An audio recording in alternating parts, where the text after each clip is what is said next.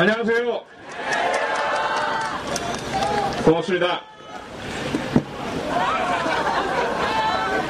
예, 제가 지금 사회자가 소개해 주셨는데요. 표창원 2보입니다. 어떤 분들은 표창원 바보라고 하기도 하시고. 2보 성인 아세요? 예. 저 때문에 알게 되셨죠? 저는 초등학교 1학년 때 어머니를 따라서 동두천 성당에 가서 교리를 배우고 영세를 받았습니다. 그때 제가 워낙 좀 공격적이고 폭력적이고 좀 망나니 같은 어린이였기 때문에 한정관 바오로 당시 동두천 본당 신부님께서 무척 고심해서 제 본명을 고르셨어요. 이 녀석한테 좀 인간이 될 수 있는 적절한 본명이 필요하다. 그때 골라주신 게 저와 축월이죠. 축월이 같은 5월에 2보 성인이셨고요. 2보 성인은 아시는 분 아시지만 법률가셨습니다. 오직 가난하고 힘없는 분들, 이민자들, 이분들을 위해서 무료로 법률 공사를 해주시던 분이고요. 그래서 법률가의 수호 성인으로 알려져 있습니다. 제가 법률가는 아니지만 아마도 그런 신부님과 주변 또 주님의 바람에 따라서 비슷한 길을 걷고 있는 것 같습니다. 그런데요, 사실은 제가 조금 전에 신부님이 구마기도 하실 때 정말 제가 뜨끔했는데, 왜냐하면 저도 장기 냉담자거든요. 그래서 율리아 대신에 2보를 하시는 것 같은 느낌이 팍팍 들었는데요. 저는 저 나름대로 이유가 있습니다. 많은 신자들이 그러시겠지만 제가 고등학교 2학년 때 고등학교 졸업할 때까지는 정말 독실한 신자였습니다. 그래서 시험도 그다지 신경 안 쓰고 피정이 있으면 무조건 갔고요. 그래서 저 곤지암 성지의 피정을 갔다가 신비한 경험을 하게 됐습니다. 온몸에 신성한 기운이 저한테 들어오는 듯한 느낌과 무엇인가를 들은 듯한 그런 경험. 그때 저는 그것이 제게 성령이 오셨다고 느꼈고요. 그래서 그 신비한 경험을 한 뒤에 상당 기간 알았었고, 그런데 고등학교를 졸업하는 그 와중에 제가 제 신앙에 대한 의심, 의문, 그리고 우리 인간 세상에서의 교회의 어떤 역할들, 이런 데 많은 의문을 가지고 그 신부님과 선배들에게 많은 질문을 던졌었는데 답을 잘 못 얻었습니다. 그래서 그 이후에 냉담하기 시작했고, 현재까지 사실은 저는 종교적인 중립을 지키기 위해서 노력을 하고 있습니다. 그러던 와중에 프란치스코 교황께서 망치로 머리를 쾅쾅 때리시는 말씀을 주셨습니다. 가장 핵심적이었던 것이 가난과 불의에 맞서 싸우지 않는 곳에는 진정한 평화와 행복이 없다라는 말씀이셨어요. 지금 우리 권력자들도, 우리 새누리당도 평화를 이야기하고 행복을 이야기합니다. 국민 행복을 이야기하고 있죠. 그런데 평화에는요, 진정한 평화가 있고, 우리 프란치스코 교황이 말씀하신 무덤 속의 평화라는 게 있습니다. 가장 평화로운 것이 어디입니까? 공동묘지 가보십시오. 국립묘지도 그렇고요. 정말 평화롭습니다. 아무런 주장도 반발도 비판도 없습니다. 지금 아마 박근혜 그리고 새누리당, 국정원, 현 권력이 우리에게 요구하는 것은 바로 그러한 무덤 속 평화인 것 같습니다. 저는 단언코 반대합니다. 진정한 평화는 오히려 시끄러워야죠. 많은 분들이 가슴속에 있는 이야기를 해야 하고요. 좋아하지 않는 것은 반대를 해야 하고요. 나쁜 것은 나쁘다고 이야기를 해야 되겠죠. 그런데 지금 그들은 경제를 이야기하면서 입 닫으라고 하고요. 안보를 이야기하면서 입 닫으라고 합니다. 저는 그들에게 그런 말을 하고 싶습니다. 여러분, 성폭행 피해자를 만나본 적 있으십니까? 성폭행 피해자에게 가해자가 와서 돈을 쥐어주면서 합의를 하자고 합니다. 그리고 한 달, 두 달 시간이 흐른 뒤에 그 피해자가 여전히 침울해하고 우울해하고 직장에 잘 다니지 못하니까 그런 얘기를 합니다. 가족들도 그렇고요. 왜 지난 일에 자꾸 얽매이느냐? 이제 먹고 살아야 할 것 아닌가? 가족도 있고 아이들도 있지 않은가. 과연 성폭행 피해자가 자신에게 가해를 한 그 범인이, 가해자가 아무런 처벌도 받지 않고 자신에게 행해지는 일이 자신 때문이 아니라는 것을 확인받지도 못한 채 먹고 살아야 한다는 이유 하나만으로 생업과 아무렇지도 않은 듯이 일상생활에 종사하라고 한다면 과연 그것이 제대로 되겠습니까? 여러분들은 제대로 할 수 있으시겠습니까? 지금 전 국민은 성폭행을 당했습니다. 우리들의 헌법적 권리, 기본적인 인간의 존엄성을 유린당했습니다. 그런데 경제를 이야기하면서 잊어라, 입 닫아라, 이 얘기가 도대체 말이 되는 이야기입니까? 행복에 대해서 이야기를 합니다. 과연 진정한 행복이 무엇일까요? 돈과 권력이 우리들에게 행복을 주지 않는다는 것은 이미 학교에서도 배웠고 목격하고 살고 있습니다. 우리나라에서 가장 돈이 많은 삼성의 이건희 회장, 그 많은 돈을 더 갖겠다고, 아니면 뺏기기 싫다고 자신의 친형인 이맹희 회장과 쌍욕을 주고받으면서 법정 투쟁을 포함한 난투전을 벌이고 있습니다. 행복해 보이십니까? 그분의 아들인 이재용 부회장은 그 많은 돈에도 불구하고 자신의 아들을 불법적으로 중학교 입학시켰다가 망신을 당했죠. 행복해 보이십니까? 지금의 대통령, 또 그 이전 대통령, 그들이 가진 그 무한한 권력에도 그들은 행복해하지 않습니다. 여러분 잘 아시다시피 저는 그동안 범죄자들과 함께 살아왔습니다. 그들을 만나고 그들을 분석하고 그들을 쫓고 그들을 이해하고 때로는 그들을 품어 안았습니다. 그러면서 그들에게서 발견한 한 가지 공통점이 있습니다. 연쇄살인범, 연쇄성폭행범, 자신의 자식을 죽인 사람, 자신의 부모를 죽인 사람, 그들 모두에게 다 이유가 있었습니다. 자신들에게는 그런 범행을 저지를 만한 사유가 다 있었습니다. 연쇄살인범 유영철은 부자들이 나쁘다, 부자들이 자신이 가진 것만을 챙기고 가난한 자를 돌보지 않아서 자기같이 불행한 사람이 생겼다. 그래서 부자들을 응징한다면서 연쇄살인을 벌였습니다. 여러분들은 그러한 유영철의 목적이 자신의 수단인 연쇄살인을 정당화시킨다고 생각하십니까? 저도 아닙니다. 저들은 이야기합니다. 대한민국을 종북으로부터 보호하기 위해서, 그리고 대한민국의 경제를 성장시키기 위해서, 그런 숭고한 목적으로 다 여러분들을 위해서, 우리를 위해서, 국민을 위해서 그 행위들을 했다라고 이야기하죠. 용서할 수 있겠습니까? 그 목적이, 그 수단을 정당화시킬 수 있겠습니까? 저도 절대로 아니라고 생각을 합니다. 제가 겪었던 사건 중에 천주교 신자가 저지른 범죄 사건이 있습니다. 제 친구이기도 했던 홍순영이라는 여성이 24살 어린 나이에 7살 남자 어린이를 유괴해서 돈을 요구하다가 목졸라 살해하고 그 시신을 유기했던 엄청난 사건을 저지른 적이 있었습니다. 그가 왜 그랬을까? 제가 알았던 그 여자 청소년은 제가 고등학교 때 알았던 친구니까요.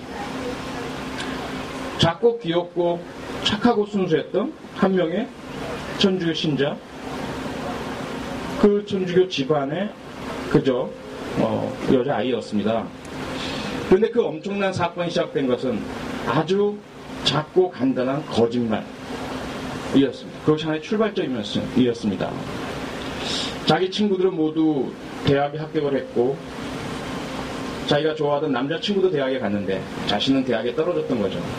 그런데 자신이 대학에 떨어졌다고 하면 남자친구가 자신을 떠날까봐 자기도 합격했다고 이야기를 합니다. 그리고 숙명여자대학교 정치외교학과에 합격하지도 않았으면서 계속 가서 강의를 듣습니다. 부모님에게도 합격했다고 거짓말을 하고 합격 통지서도 위조하고 등록금 고지서도 위조를 합니다. 그러면서 자신은 1년만 재수하면 다음 해 대학을 갈 수 있겠거니. 그런데 거짓말이 거짓말을 낳고 그 거짓말을 보호하기 위해서 긴장과 불안 속에 살면서 어떻게 공부가 되겠습니까? 그 다음에도 결국은 공부를 하지 못했고 그렇게 거짓말을 이어나가다가 결국은 마지막 순간에 자신의 정체를 알아낸 그 남자친구가 떠나갈까봐 돈으로 남자친구를 잡으려고 그 엄청난 범죄를 저질렀던 것이죠. 저는 이번 사건을 보면서 너무나 아프고 슬펐던 홍순영 양의 사건이 떠올랐습니다. 이번 일 역시 시작은 아마도 작은 거짓말이었을 것으로 보입니다. 작은 오판이었던 것으로 보입니다. 그런데 이것이 커지면서 결국 우리 모두를 이렇게 1년 가까이 거리로 내몰고 많은 분들을 비탄과 통통에 빠지게 하고 있는 것으로 생각이 됩니다.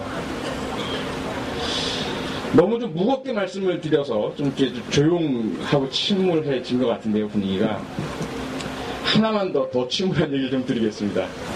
역시 연쇄살인 이야기인데요. 지금 대한민국에서 연쇄살인이 행해지고 있습니다. 상당히 심각하고 무서운 연쇄살인인데요. 아까 제가 유영철 이야기를 말씀드렸지만 강호순, 유영철, 정남규 이런 연쇄살인범들은 경찰이 검거하거나 그들 스스로가 사고를 당해 혹은 병으로 죽거나 또는 다른 범죄로 교도소에 갇히지 않는 한 범죄를 멈추지 않습니다. 욕구체계, 충동체계가 잘못되었기 때문이죠. 성격적 문제가 있기 때문이죠. 그래서 연쇄살인범들은 추가 범죄를 저지르기 전에 반드시 잡아야 합니다. 그런데 지금 대한민국에서 그동안 등장했던 어떤 연쇄살인범보다도 더 치밀하고 교묘하고 심각한 연쇄살인이 행해지고 있습니다. 이 연쇄살인범은요, 아주 특별한 피해자들만 공격을 합니다. 이 피해자들은 공무원들입니다. 평생 정직하고 성실하게 살아온 공무원들입니다. 그리고 이 피해자들의 특징은요, 양심에 따라, 법과 원칙에 따라 압력과 협박에도 굴하지 않고 자신의 일을 열심히 해오던 공직자들입니다. 그리고 이 연쇄살인범은 다른 연쇄살인범들과 달리 생명을 빼앗지 않고요, 인격을 살해합니다. 이쯤 되면 여러분들 좀 짐작이 가십니까?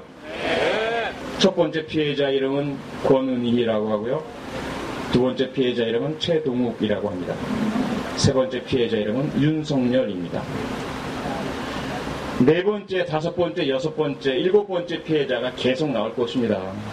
더 나오기 전에 우리는 어떻게 하지요? 어떻게 됩니까? 반드시 잡아서 그 연쇄살인을 중단시켜야 합니다. 그렇지 않습니까?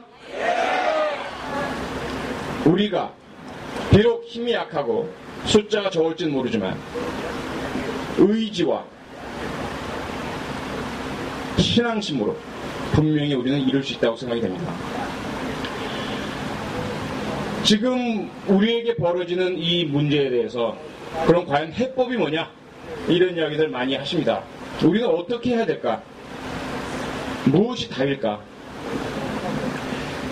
좀 전에 우리 신부님도 아주 재밌게 말씀을 해주셨지만 비슷한 이야기를 해준 분이 또 있죠. 오늘 세계적인 인터넷 기업 구글의 회장 누군지 아세요? 예, 에릭 슈미츠라고 합니다. 에릭 슈미츠라는 구글 회장이 지금 한국에 와 있습니다.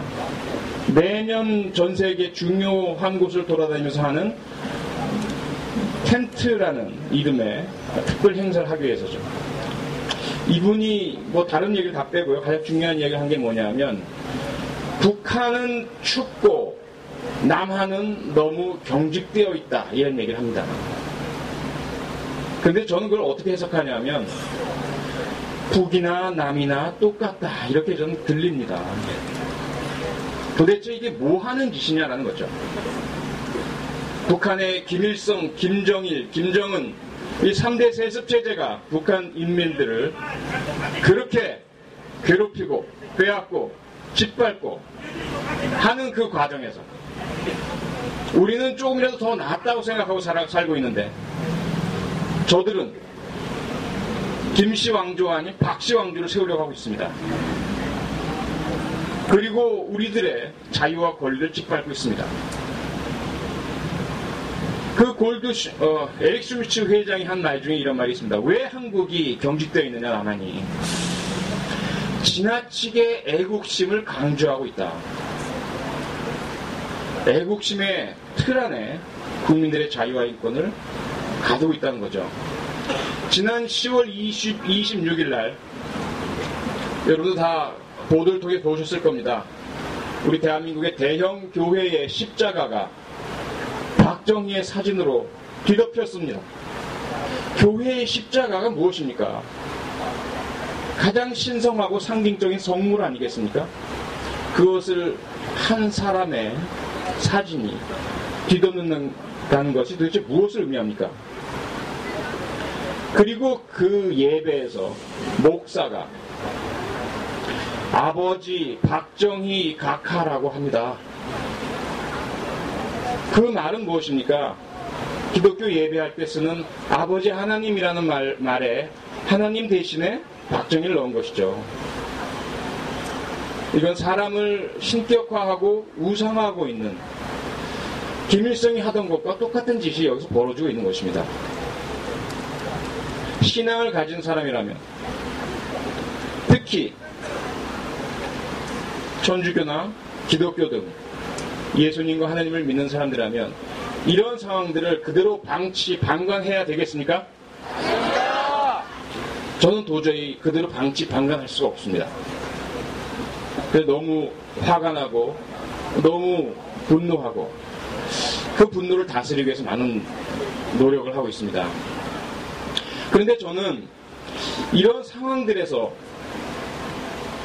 박근혜 그리고 박정희 이분들도 일종의 피해자라는 생각을 하게 되었습니다. 오늘 제가 페이스북에 글을 올렸지만 왜 박근혜라는 사람이 정치 전면에 나섰고 대통령 선거에 출마를 했을까? 무엇을 위해서? 그는 돈이 많지 않습니까? 정수장학회, 영남대학교, 유경재단, 그리고 전두환 오빠가 준 6억 원. 지금 환산은 32억 원에서부터 몇백억까지 환산을 하시던데요. 돈 때문에 나온 건 아닌 것 같고요. 더 많은 무엇을 얻기 위해서? 아마도 많은 분들이 말씀하십니다. 부친의 명예를 위해서 나온 것이 아닐까. 대통령이 되어 역사를 바꾸고 부친에 대한 국민들의 칭송을 더 형상화시키고 공식화시키고 부친에 대한 비판을 잠재우기 위해서가 아니었을까. 그런데 만약에 그랬다면 정말 잘못한 선택이었다라고 저는 생각합니다. 그 딸 박근혜가 정치 전면에 나오고 대통령 선거에 출마하는 순간 우리 국민들은 오히려 무덤에서 박정희를 끄집어낼 수밖에 없었죠. 그에 대한 냉정하고 냉철한 비판을 할 수밖에 없었습니다.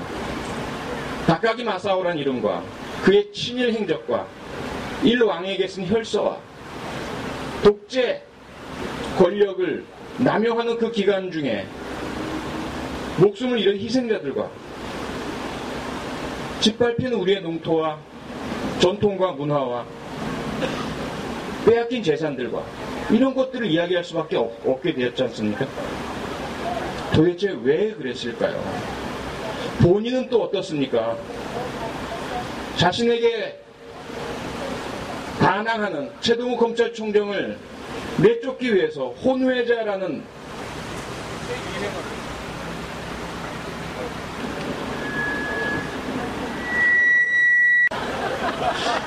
좀 그만 좀 따라다녔으면 좋겠네요.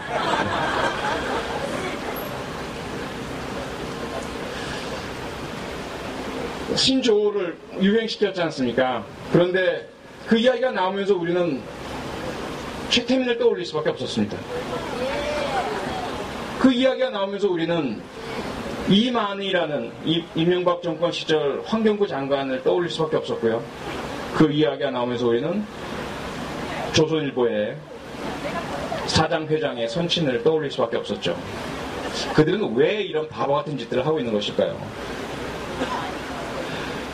저는 그렇기 때문에 이 모든 문제에 가해자, 원흉 또는 책임져야 할 사람이 박근혜다라고 생각하지 않습니다. 그럼 박근혜도 피해자라고 생각을 합니다.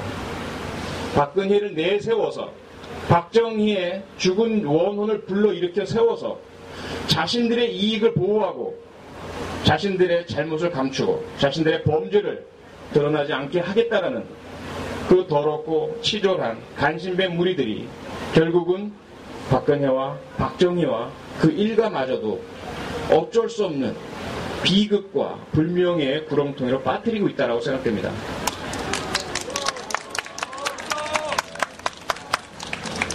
그래서 우리는 박근혜 율리아를 사랑해야 합니다. 예, 율리아나? 예. 그분을 다시 성당으로 불러내 주시기 바랍니다. 그러면 저도 성당에 나오겠습니다.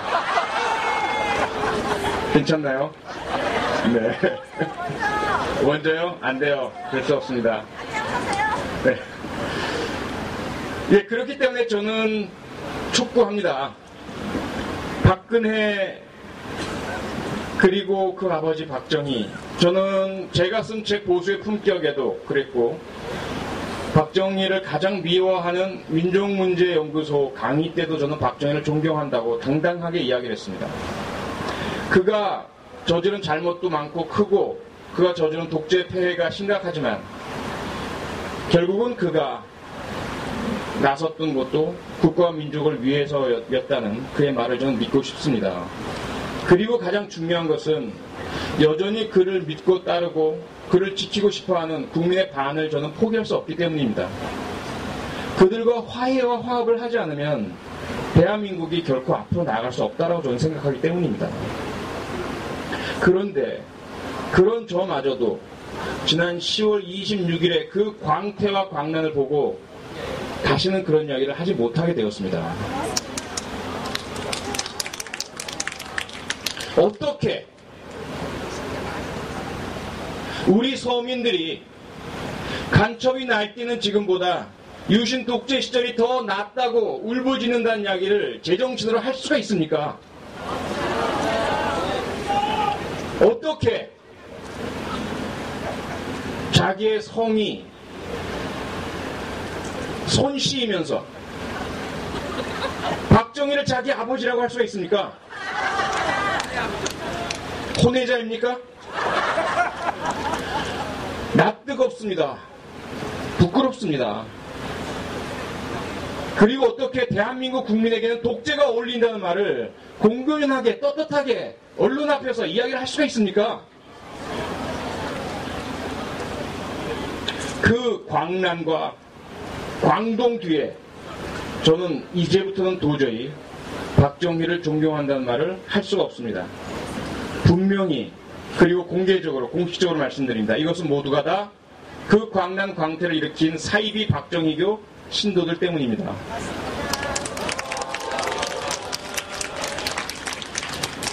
마지막으로 해결책에 대해서 말씀을 드리겠습니다. 앞으로 우리가 어떻게 해야 될까라는 거죠. 박근혜 본인도 그리고 이 정부도 대한민국 우리 국민에게도 우리 모두에게 이 문제를 딛고 해결하고 앞으로 나아갈 수 있는 길은 딱 한 가지라고 생각합니다. 여러분 모두가 다 잘 알고 계시죠? 그것은 바로 진실이고 정의입니다. 그렇지 않습니까? 명확한 진실이 밝혀져야 합니다. 도대체 누구에 의해 언제 어떻게 무슨 일이 벌어졌는지가 백일하에 명명백백하게 드러나야 합니다. 그 진실 없이는 결코 타협도 침묵도 협조도 동조도 있을 수 없습니다. 그 진실을 밝히기 위해서 우리는 무엇이 필요합니까?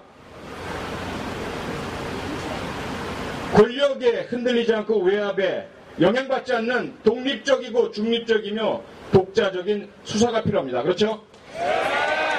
그 수사는 누가 해야 합니까? 여러분이 들고 계시지 않습니까 지금? 다 같이 한번 외쳐볼까요? 특검 실시! 책임자 처벌! 이 특검 실시가 제대로 되기 위해서는 무엇이 있어야 될까요? 촛불! 고맙습니다.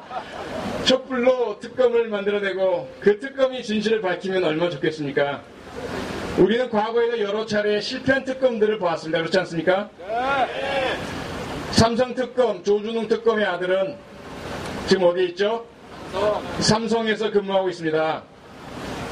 우리는 또다시 이런 특검을 허용해서야 되겠습니까?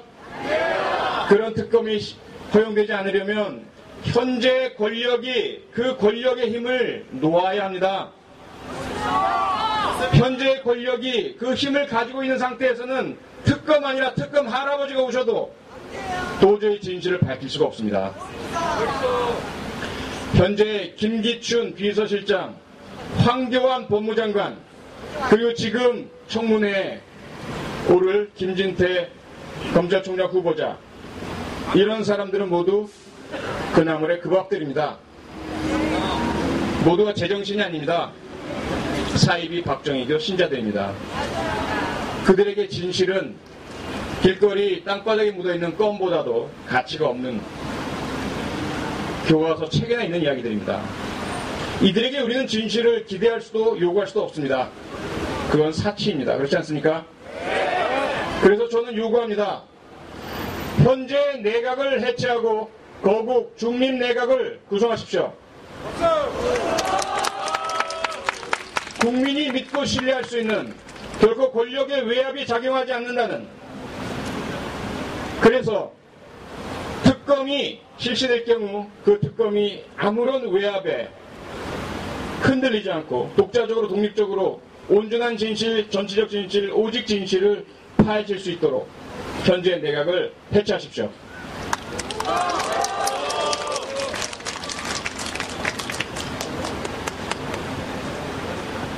현재 내각이 해체되고 거국 중립 내각이 구축돼서 우리 국민들이 모두 믿고 동의할 수만 있다면 그 이후에 특검이 진실을 다 드러내고 그 특검이 드러낸 진실에 따라서 책임자들, 잘못한 자들에게 응당한 처벌이 내려진다면 그 이후에는 박근혜 뒤에 대통령을 제가 붙여드리겠습니다. 여러분들께도 그 뒤에는 그를 대통령으로 인정해 주시기를 제가 요청드리고 싶습니다. 그 뒤에는 우리 모두 하나의 대한민국의 힘으로 일본의 극우망동을 이겨내고 북한의 폐악적인 준동을 극복해내고 미국과 중국, 유럽, 거대 강대국들이 우리를 장기판의 졸로 여기는 국제정세에서 우리 스스로가 독자적인 힘으로 헤쳐나갈 수 있는 그런 강대하고 힘있고 주체적인 대한민국이 될 수 있도록 우리 모두가 하나로 힘을 합쳐야 된다고 생각합니다. 그렇지 않습니까? 오늘 말씀은 제가 여기까지 드리겠습니다. 촛불을 말씀하셨습니다. 그런데 우리 조상들은 우리 며느리들에게 아궁이의 불씨를 지키라는 지엄한 명령을 내렸습니다. 기억하는 어르신들 계실 겁니다. 라이터도 없고 성냥도 없던 시절에 아궁이의 불씨는 그 집안의 가장 중요한 보물이었습니다. 불씨가 꺼지면 밥도 못해 먹고 겨울에 구들장에 따뜻한 온기도 없습니다. 그렇죠? 그래서 며느리들은 밤에 잠도 못 주무시고 새벽까지 꼬박꼬박 아궁이 앞에서 졸면서 꺼질라 하면 나무를 집어넣고 지푸라기를 집어넣어야 했습니다. 그렇게 지켜온 불씨 덕에 우리가 여기까지 와 있습니다. 지금 우리에게는 대한민국이라는 아궁이에 정의라는 불씨를 지킬 며느리가 필요합니다. 그 불씨는 지금 여러분이 들고 계신 촛불입니다.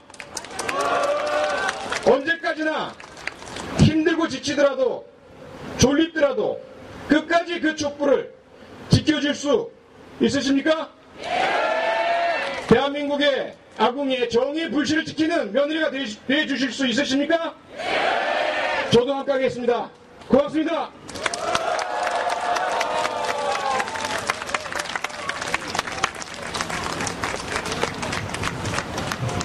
네, 표창원 교수님 감사합니다. 이제 우리 마음을 따뜻하게 녹여줄 노래를 청해 들어볼 시간입니다. 시국기도의 소식을 듣고 한나름에 달려와 주셨는데요. 생활성가 가수 권성일 미카엘 형제님 모시도록 하겠습니다. 네, 그 전에 함께 해주신 여러분들께 작은 청을 좀 드려야 할 것 같습니다.